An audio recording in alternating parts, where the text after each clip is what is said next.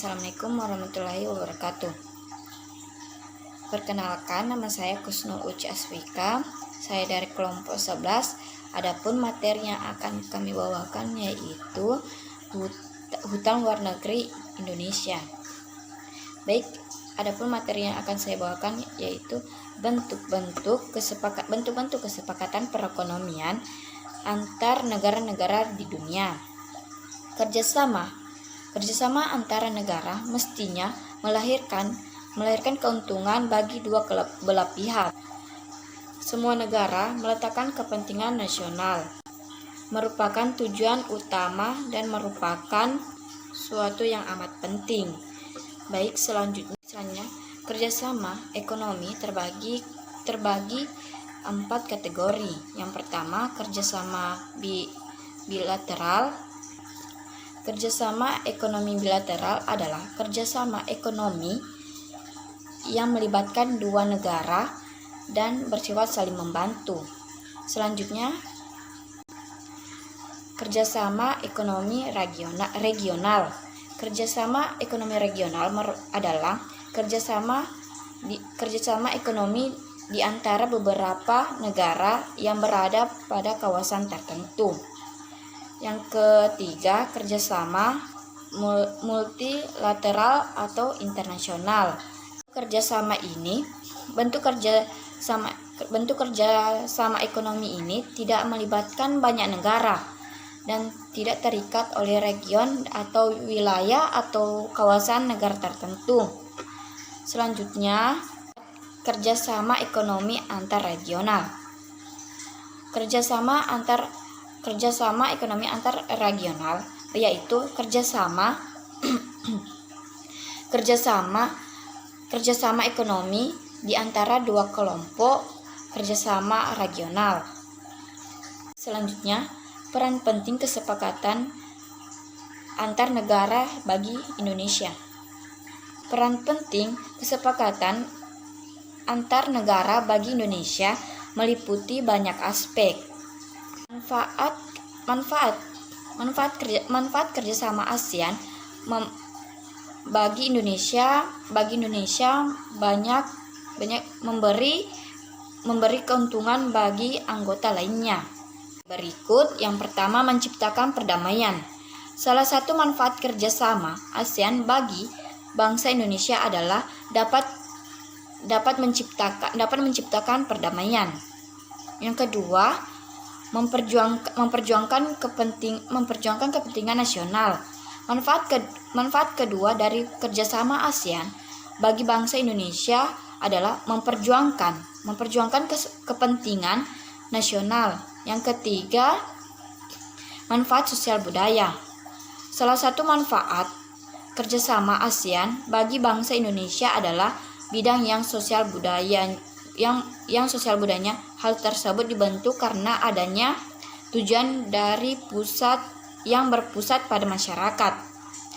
Kemudian yang keempat, manfaat politik dan keamanan. Manfaat kerjasama ASEAN bagi bangsa Indonesia adalah dapat memelihara keamanan, perdamaian, dan stabilitas di kawasan Asia Tenggara untuk memperjuangkan demokrasi dan HAM. Selanjutnya, kelima, menjalin kerjasama antar negara ASEAN dapat mewujudkan kerjasama dalam beberapa bidang, misalnya bidang pembangunan dan percepatan memajukan ekonomi. Itulah materi dari saya. Selanjutnya saya persilakan kepada kelompok saya.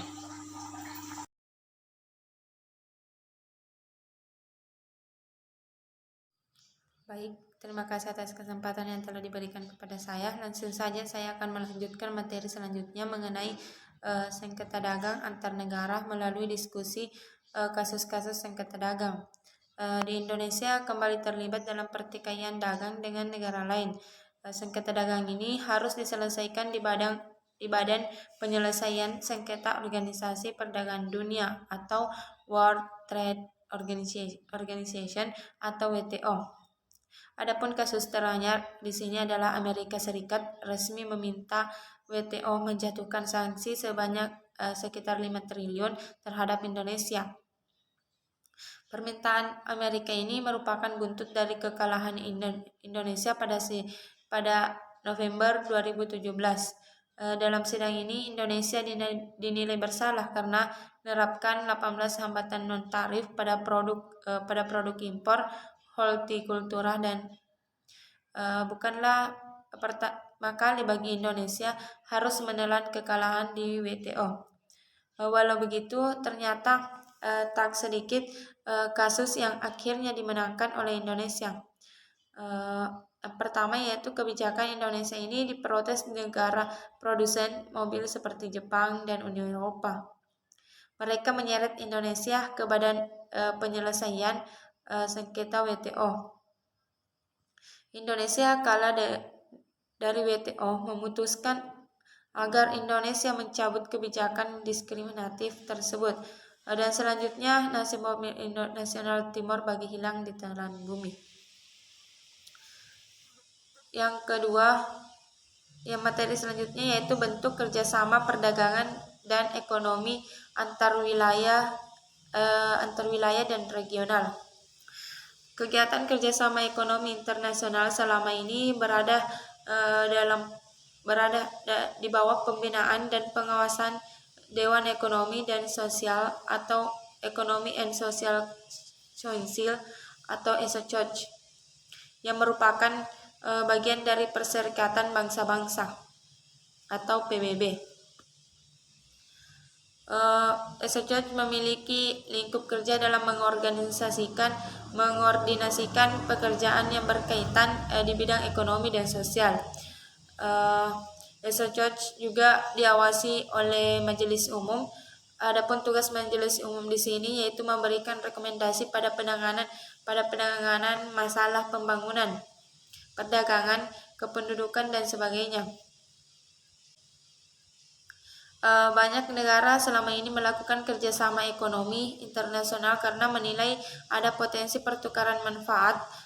Selain itu, pertukaran manfaat tersebut dapat terjadi antara negara maju dan negara berkembang, ataupun sesama negara maju dan negara berkembang.